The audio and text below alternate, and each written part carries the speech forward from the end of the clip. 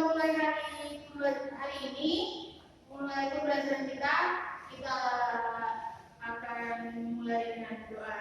Oke, Ibu mohon pada murid Ibu yang ini siapa namanya Kak? Oke, untuk San tolong memimpin doanya ya. Baiklah,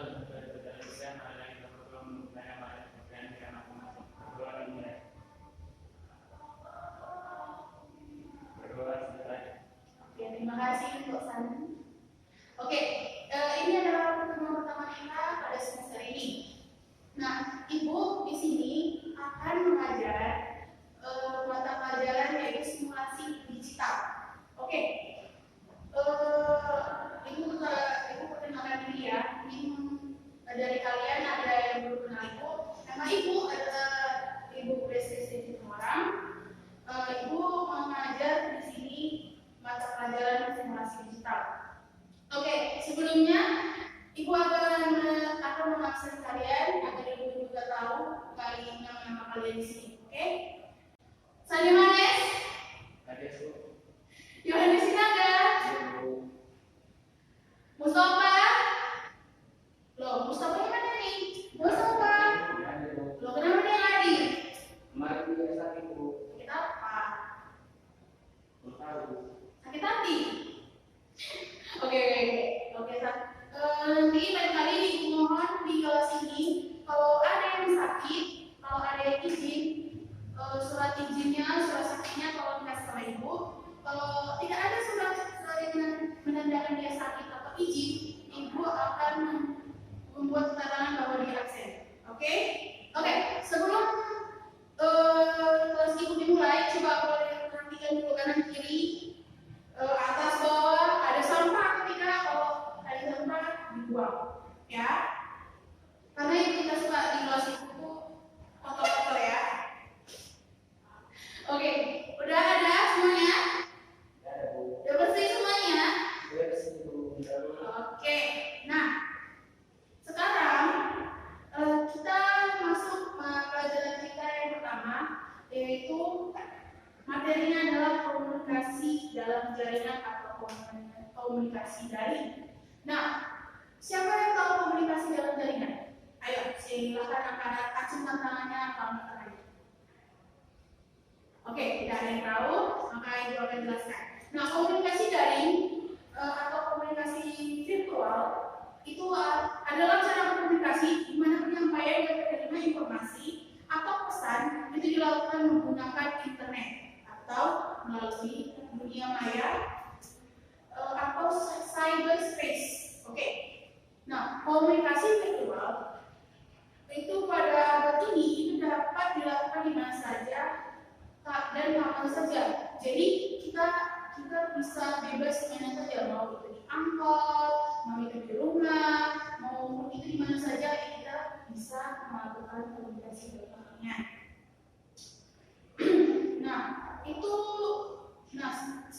Salah satu bentuk komunikasi virtual itu ada pada penggunaan internet.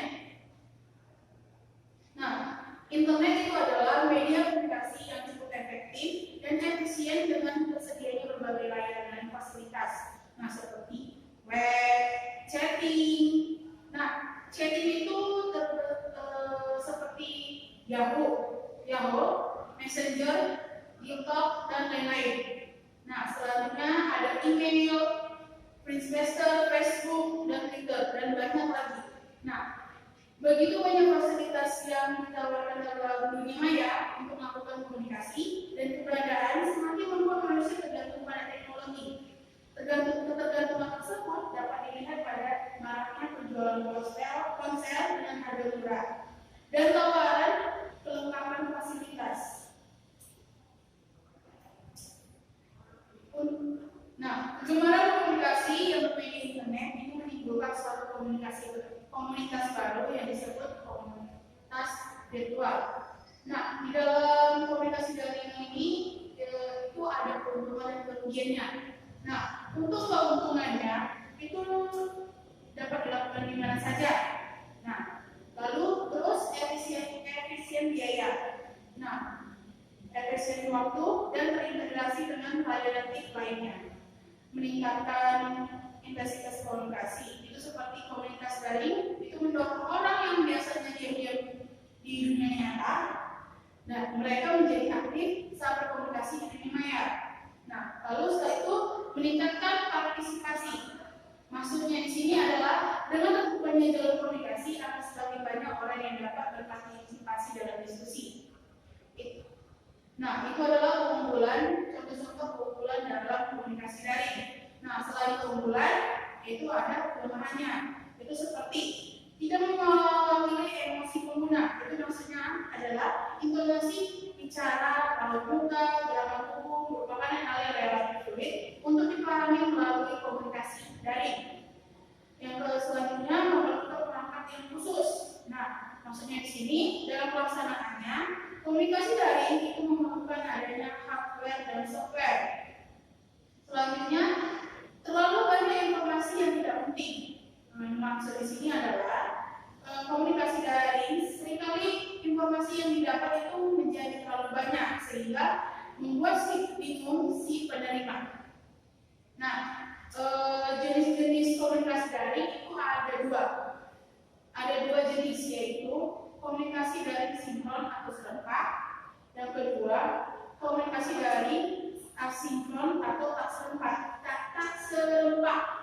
Nah, contoh-contoh komunikasi sinkron itu adalah text chat. Nah, text chat ini adalah sebuah fitur aplikasi atau program dari jaringan internet untuk berkomunikasi dan bersosialisasi langsung sesama pemakai internet yang sedang daring atau yang sama-sama sedang menggunakan internet. Komunikasi teks itu dapat mengirim pesan dengan teks pada orang lain yang sedang dalam jaringan. Kemudian orang yang dituju membalas pesan dengan teks, demikian seterusnya. Oke, yang contoh berikutnya itu ada video chat. Nah, video chat itu adalah teknologi untuk melakukan interaksi audio dan video secara real time antara pengguna di lokasi yang berbeda. Nah, misalnya antara ibu melakukan video chat itu dengan si Yohanes melakukannya di rumah dia, ibu melakukannya di rumah ibu. Jadi dia di tempat yang berbeda tidak sama. Oke, video chatting itu biasanya dilakukan melalui perangkat komputer maupun tablet atau smartphone, atau juga disebut itu dengan telepon video call. Nah, video chatting dapat berupa interaksi point to point atau satu-satu seperti FaceTime dan Skype, atau interaksi multi point atau satu ke banyak atau banyak ke banyak. Nah, seperti dalam Google atau Hangouts. Nah, video chatting sering disalahartikan dengan video conference. Video chatting merujuk pada komunikasi video di antara dua orang individu atau point to point. Sedangkan video conference mengacu pada komunikasi video di antara tiga pihak atau lebih atau multi point. Nah, komunikasi daring atau asinkron itu kenapa guys?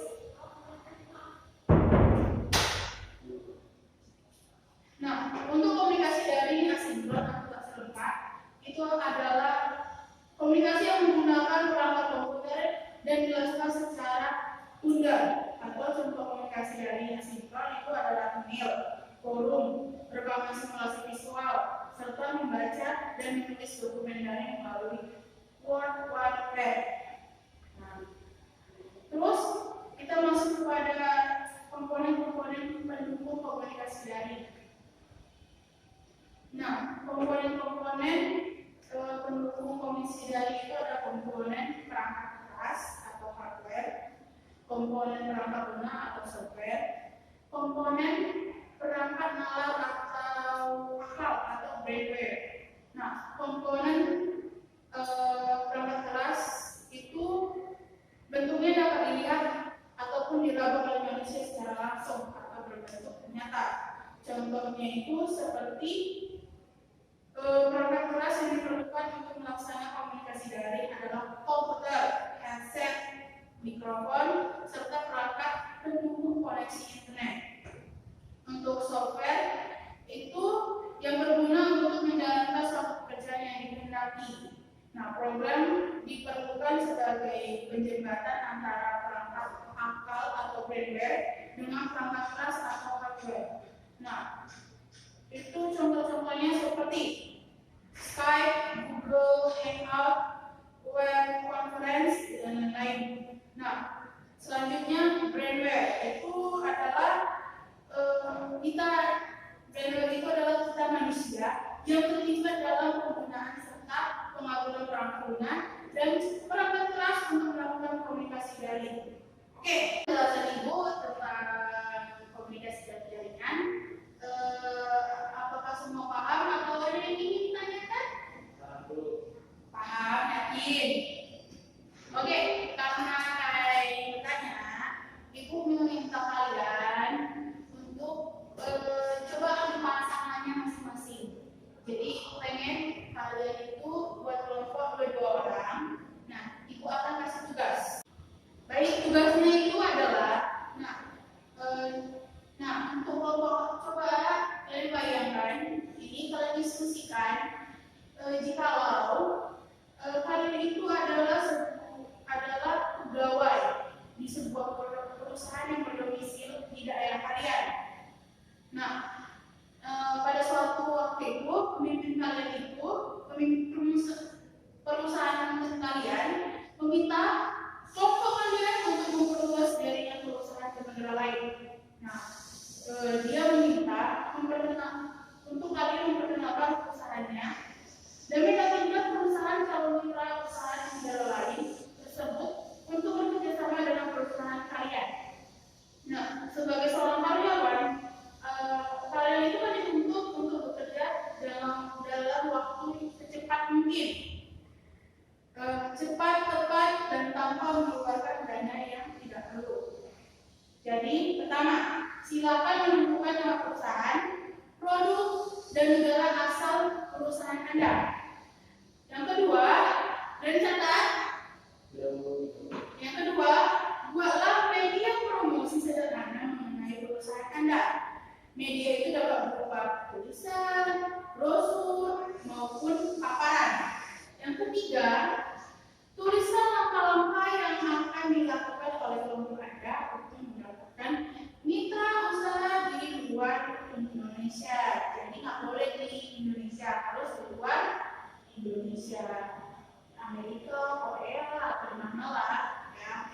Oke, tapi itu tugas kelompok di rumah.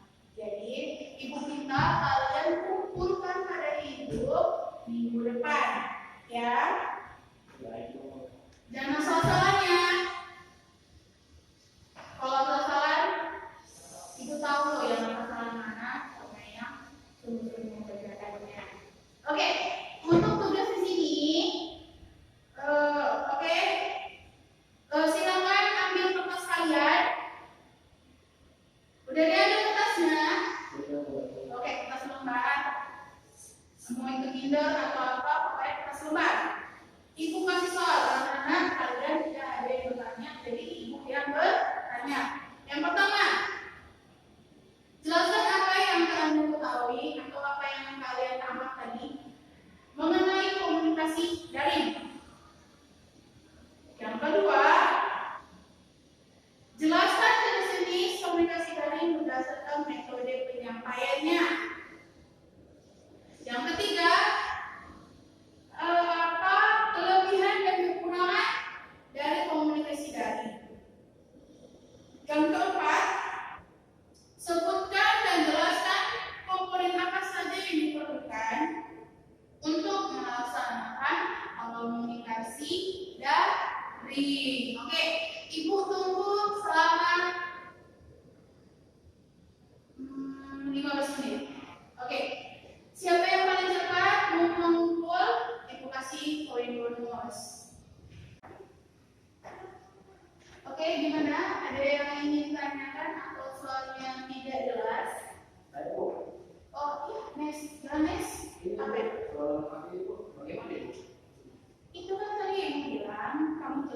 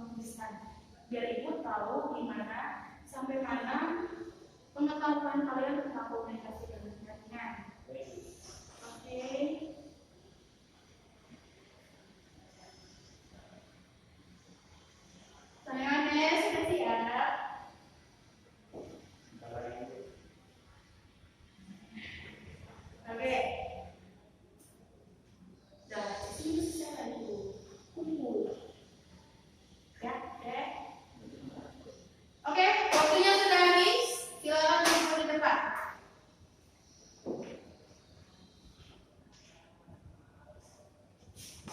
Oke.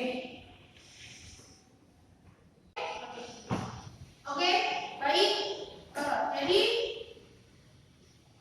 komunikasi dalam jaringan itu adalah komunikasi di mana penyampaian dan penerima informasi atau pesan dilakukan dengan menggunakan internet atau melalui dunia maya atau cyberspace. Oke, untuk minggu depan kalian baca-baca lagi tentang komunikasi dalam jaringan. Minggu depan kita akan membahas tugas kelompok kalian masing-masing. Kalian akan mempresentasikan di depan apa yang kalian dapat, apa yang kalian kerjakan. Kerjakan dengan baik-baik, sungguh-sungguh, jangan main-main, oke? Oke, demikian kelas kita hari ini, pelajaran kita hari ini. Sebelum kita keluar dari pelajaran kita, mari kita berdoa.